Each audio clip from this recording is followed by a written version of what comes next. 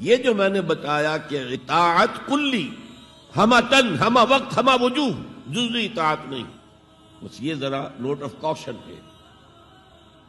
اگر ہم اللہ کا ایک حکم مانیں گے ایک نہیں مانیں گے،